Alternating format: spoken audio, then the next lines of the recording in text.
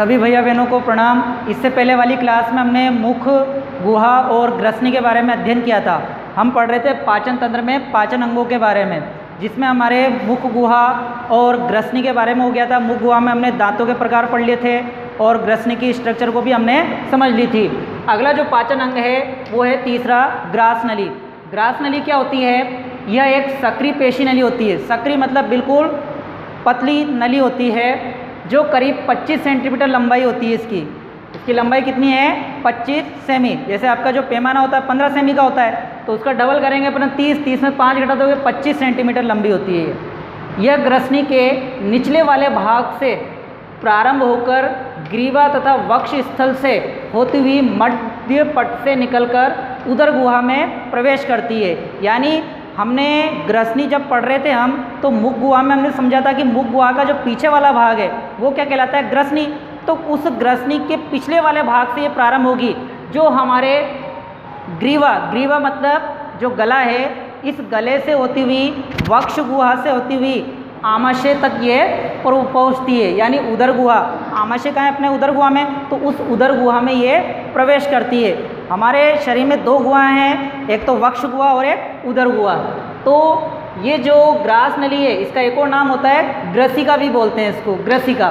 तो ये ग्रसनी के जस्ट निचले वाले भाग से स्टार्ट होगी और वहाँ से ग्रीवा और वक्ष स्थल, ग्रीवा मतलब गला और वक्ष स्थल यानी सीने से होती हुई मध्य पटल यानी डायफ्राम यानी वक्ष गुहा का जो निचला वाला जो मांसपेशियों की जो रचना है वो कहलाता है मध्य पट से निकलकर यह उदर गुहा में प्रवेश करेगी। आगे इसका मुख्य काम, इसका जो मेन कार्य है वो भोजन को मुख गुहा से आमाशय तक लाना। देखिए एक प्रकार का क्या है? मार्ग, एक रास्ता है ये, जो भोजन को कहाँ से? मुख गुहा। हमने मुख गुहा में पढ़ा था कि भोजन लसलसा गुदगुदा हो जाता है, जो कि बोलस कहलाता है। तो वो जो बोलस है वो मुख गुहा से आमाशय तक आएगा। यानी मुख गुहा से उस बोलस रूपी भोजन को कहाँ तक लाना है? आमाशय तक लाना है। ये इस ग्रसिका या ग्रास नाल का कार्य है। आगे ग्रास नली में ही कुछ श्लेष्मा ग्रंथियाँ भी होती है। श्लेष्मा मतलब एक प्रकार की ग्रंथि जो श्लेष्मा का स्त्रवण करती है। श्लेष्मा मतलब एक चिपचिपा लसलसा पदार्थ का स्त्रवण करती है।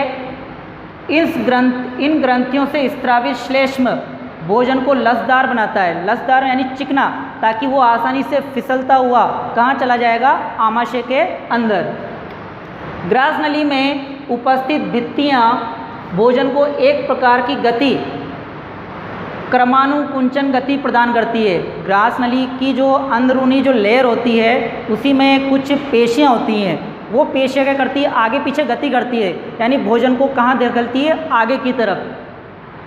तो वो जो गति है वो कहलाएगी क्रमानुकुंचन, यानी मांसपेशियों में आगे पीछे होने वाली गति, जिसके माध्यम से भोजन आमाशय तक पहुँचता है। ग्रास नली के शीर्ष पर, यानी ग्रास नली जहाँ से स्टार्ट हो रही है उस वाले ऊपर वाले भाग पर ऊतकों का एक पल्ला होता है। ऊतक हम पढ़ चुके हैं, कोशिकाओं का समूह जिसका कार्य समान हो। तो ऊतकों का एक क्या होता है? पल्ला होता है। देखा होगा अपने मुंह के पीछे हम जब देखते हैं तो उसमें एक मांसपेशियों की रचना लटकी हुई सी होती है।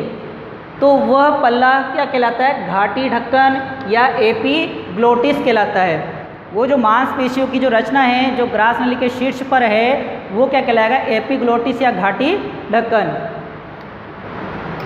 भोजन निगलने के दौरान जब हम भोजन को निगलते हैं तो उस दौरान ये पल्ला बंद हो जाता है, तो तब भोजन को श्वास नली में प्रवेश करने से रोकता है। हमने जब ग्रसनी पढ़ी तो हमने पढ़ा था कि 2 मुखनुमा नीचे रचनाएं होती हैं गड्ढे जैसी, जो एक तो श्वास नली को जाता है और एक आहार नाल को जाता है। तो होगा क्या? जैसे हम भोजन को निगलते हैं तो कुछ समय के लिए जो श्वास नाल का जो मार्ग है उसको ये कुछ समय के लिए एपिग्लोटिस क्या कर लेता है? ढक लेता है। क्यों ढकता है? ताकि भोजन के कण जो हैं वो श्वास नली में प्रवेश न कर सकें। और कभी कभी क्या होता है, जब हम अचानक जब भोजन खाते हैं या तेज़ जल्दी से भोजन खाते हैं तो अचानक श्वास नली के टच होते हुए हमें एकदम से खांसी चलती है या एकदम दचका आता है, जिससे वो तुरंत कण बाहर निकल सके। तो ये कार्य याद होना चाहिए आपको। एपिग्लोटिस पूछा जा सकता है एग्जाम में प्रश्न कि एपिग्लोटिस क्या कार्य करता है। तो क्या कार्य है इसका? कि भोजन निकलने के दौरान ये पल्ला बंद हो जाता है, जो भोजन को श्वास नली में प्रवेश करने से रोकता है। ये हमने ग्रास नली पढ़ी। इसके बाद जो चौथा अंग है वो है आमाशय।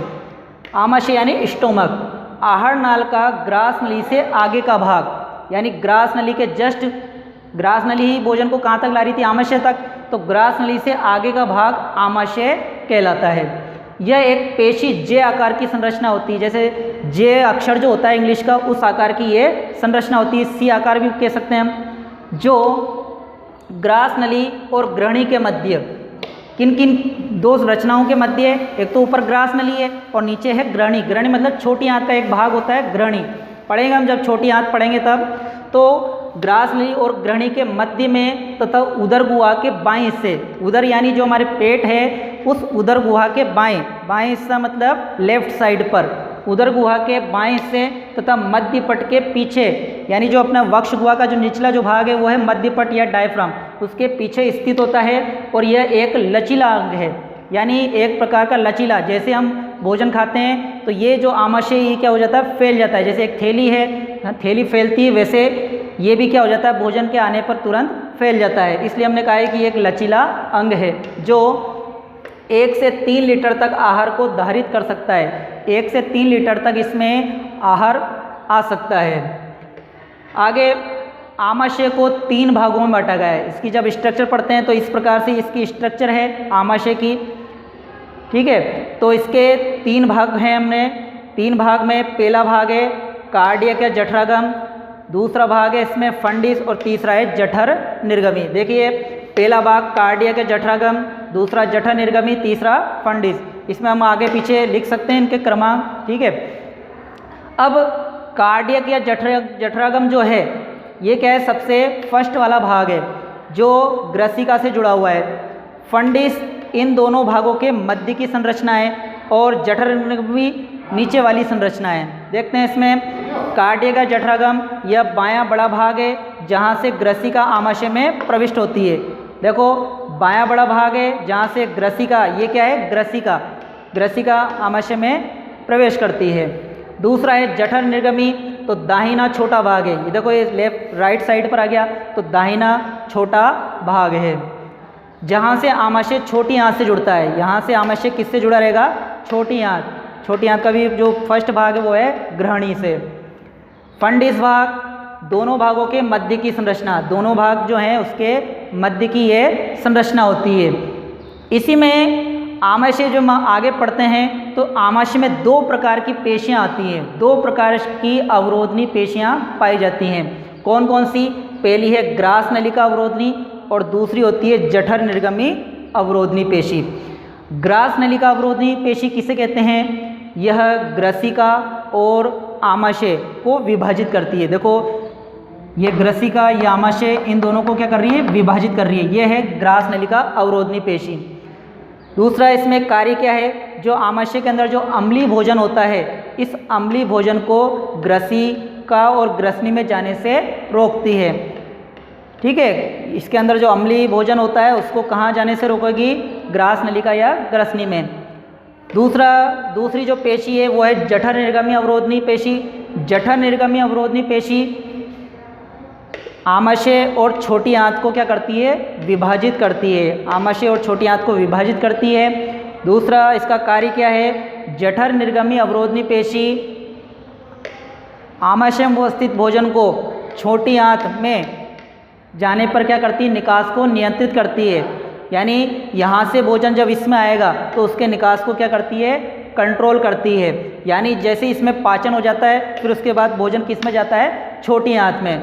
एक और इसमें याद रखना है कि जब ग्रास नलिका अवरोधनी कार्य नहीं करेगी तो भोजन उल्टी दिशा में जा सकता है। तो बहुत सी बार क्या होता है, जैसे हमारे गड़बड़ होती पेट में तो हमें उल्टी आ जाती है, यानी जो आमाशय में उपस्थित भोजन है वो बाहर निकल जाता है, तो वो इस अवरोधनी पेशी के ठीक ढंग से कार्य नहीं करने से होता है। तो दोनों पेशियाँ आपको याद रखनी है। तो इस प्रकार से आज हमने पाचन अंगों में ग्रास नली और आमाशय का अध्ययन किया।